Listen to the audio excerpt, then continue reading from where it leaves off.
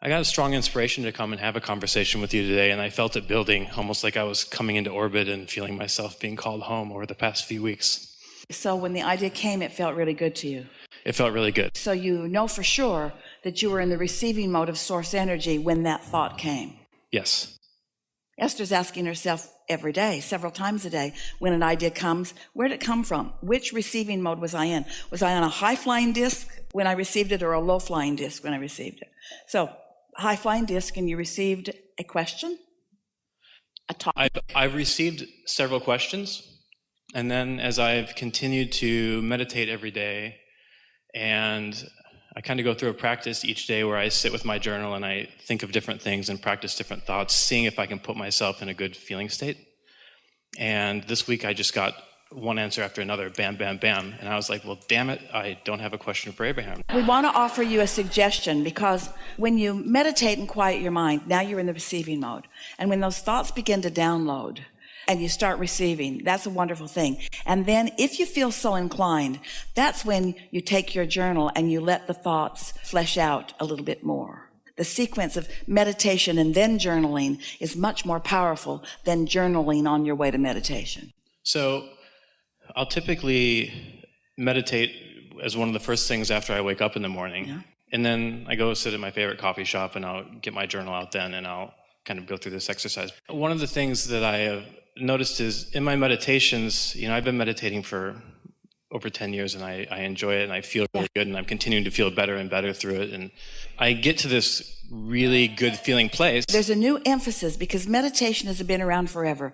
And there are teachers teaching that more than any other topic really in this realm of spirituality and so forth. But the thing that we're wanting you to understand now, and the leading edge conversation that we all are having about meditation, is that meditation is the means to the receiving mode.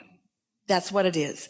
It's the means to the receiving mode. It's the means to the expanded view. It's the means to the whole of you. It's the direct route to your vortex. It's the direct route to letting your vortex open and begin funneling into your life experience. And there are a lot of different conversations about meditation, but this is what meditation is today. This is what we're wanting you to understand about it. It's the receiving mode of what's in the vortex. And it's my joyous path to witness the unfolding of these manifestations. Let's say there's 1,000 pieces to a manifestation of something. And let's say that 999 of them are in the becoming mode. And 1 out of 1,000 is when it pops into manifestation. Don't you think you might want to be enjoying the 999 pieces of it and not just be banking on the one as it manifests into the full manifestation? We just don't want you to underestimate, and we want to over accentuate as much as your ears can possibly hear the advantage to doing anything and everything you can to get yourself in the receiving mode of who you really are, because that's the only way you are the blended being that you were born to be. That's the only way the whole of you is engaging in a conversation with someone, or the whole of you is in the process of creating something that will be beneficial globally. Yeah. And I think that I really am deliberately focusing on being on the receiving mode more often, and that is my intention behind the meditation. And as I sit in meditation and quiet my mind, I do get to a good feeling place. I'll sometimes see light, I'll feel detached, things like that. I'm not in a place where I'm receiving clear thoughts or impulses most of the time. That's why we're talking to you about it, because we want you to begin expecting that. We want you to expect the subtlety at first of ideas that you know were not your own. We want you to show yourself how easy it is for you to get into the receiving mode. We want you to run around in your life knowing that you are an extension of source energy and that we are all in this together. Because anything less than that will be mediocre by comparison. And that's what I want too. Yeah. Well, it's what you've got a good deal of the time. So we have some questions for you, since you haven't come up with any questions for us yet.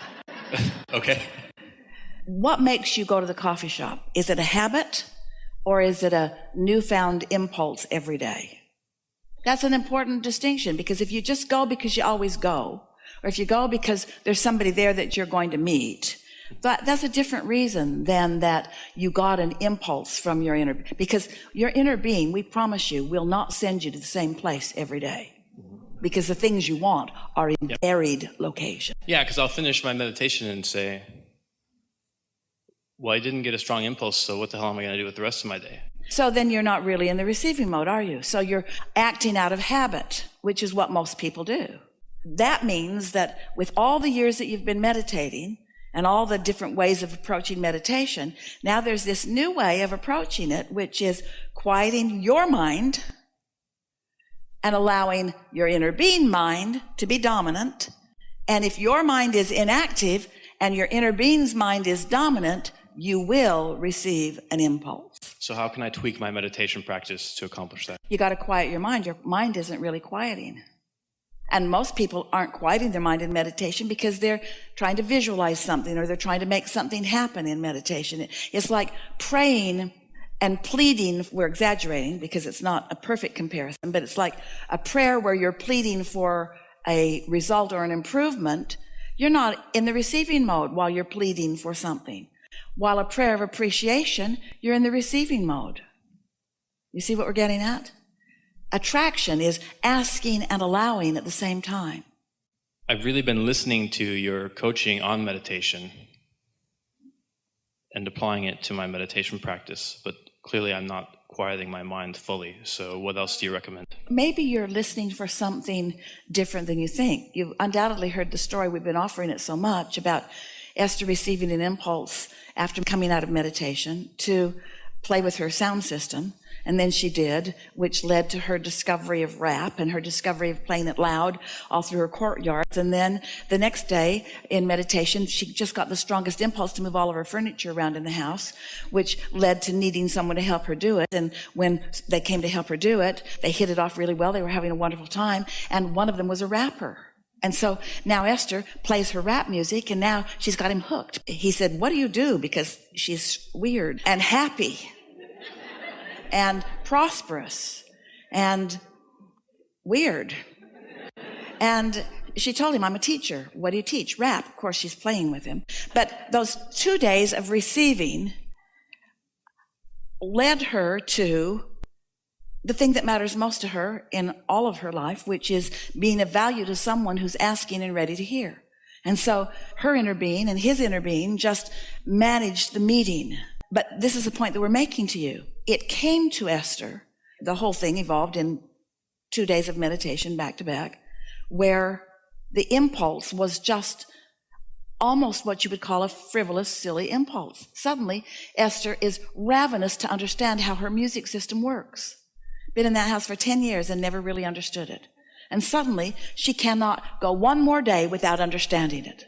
So she sat and with clarity made her way through it. Well, we were helping her because we knew how it worked. But she had to want to know how it worked. So we were guiding her to the desire for it to work, to understand it. And because she was in the receiving mode, she picked up on our enthusiasm about it and followed it. You see what we're getting at? And then the next day, a whole 24 hours later, she's meditating again. And she comes out of meditation with this ravenous desire to move the furniture around in her house. Well, that doesn't even make any sense. That furniture was so carefully placed. Every piece was measured. Every piece was purchased. Every piece was delicately placed in relationship to every other place. There's no better way for that furniture to be in that house than how it was. But Esther suddenly wanted to move it all around. Why? Because we knew there was a mover who was a rapper, who was a student and a seeker, and that Esther is a teacher and a willing offerer, and we knew it would be really good for those two to get together. And this was the best way to get them together. He's a rapper, now Esther is too. He's a mover, Esther needs one. They bonded, they had such fun together. They were together for hours. First, they moved the furniture all around, and then they moved most of it right back where it had been. Oh, yeah, I guess it was right to begin with. But that's not the point. That's not the point. The point is they had fun in the moving stuff around, and that's what you all are doing, having fun in the moving stuff around, you see. And so the point that we're making with you that we really want you to hear, that is the answer to the powerful question that you just asked us, is this receiving of information doesn't always sound like the secret scrolls. It doesn't always sound like the cure for some deadly disease. Sometimes it's just the fun of moving furniture around, because it's the path to something else. It's the path to something else. It's the path to something else. It's the path to something else, you see. And you want to be glad for all these paths, because if you just went from where you are right to where you want to be, you'd be done. That one's dead. He wanted, he received. That's done. It's not like that, is it? Because it's the feeling of life moving through you that it's all about. It's the hands in the clay. It's the you receiving the energy that creates worlds and flowing it through your consciousness, through your focus for your results. Not because you're worthy, but because you can't be other than worthy. Not because somebody is now defining you as a better person than you were a minute ago, but because you got everything lined up. You tuned into the frequency. You caught on to who you are. You fulfilled your life's purpose. You fulfilled your life's purpose. You fulfilled your life's purpose. You fulfilled your life's purpose by syncing up with who you are, because that's your life's purpose.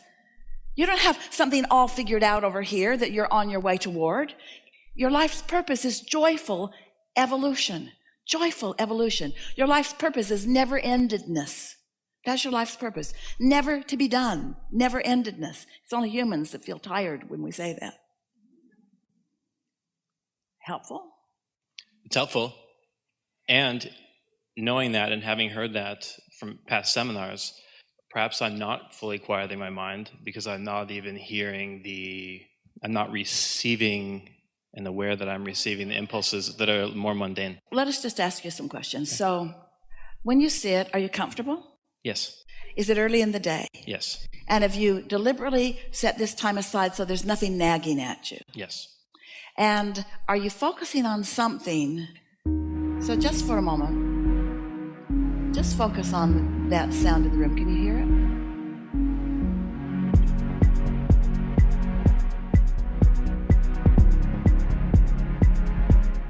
Only that. Slight detachment. You feel slight detachment? Is your mind wandering? A little bit. Focus on it again.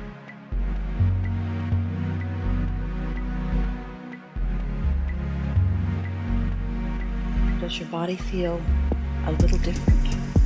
We're really asking all of you. Some of you are. Feel a little less aware. Harder for you. You're in the spotlight here, but feeling any impulse to move? You are. An impulse, not really a thought. Not a definable thought. Now, if your eyes were closed, it would be more evident to you.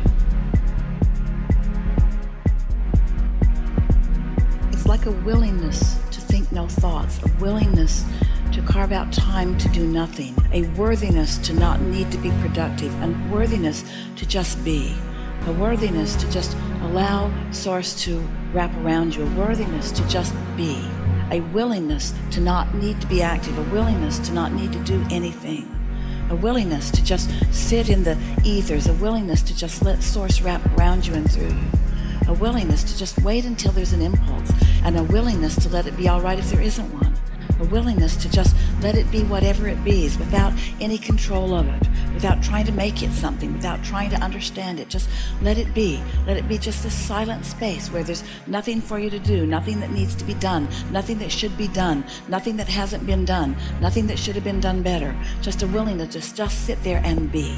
Just sit there and be. You and Source Energy just being. You and Source Energy just sitting there and being. Source Energy just flowing through you to every cell in your body being refreshed and uplifted. not thinking about it. It's just happening. It's not your work. It's not something for you to think about doing. It's something that you're just letting be. You're just letting source energy have its way with you. You're just letting source energy love you and know you and flow to you and through you and refresh you and be you. That's what meditation is. It's just letting yourself be one with source energy.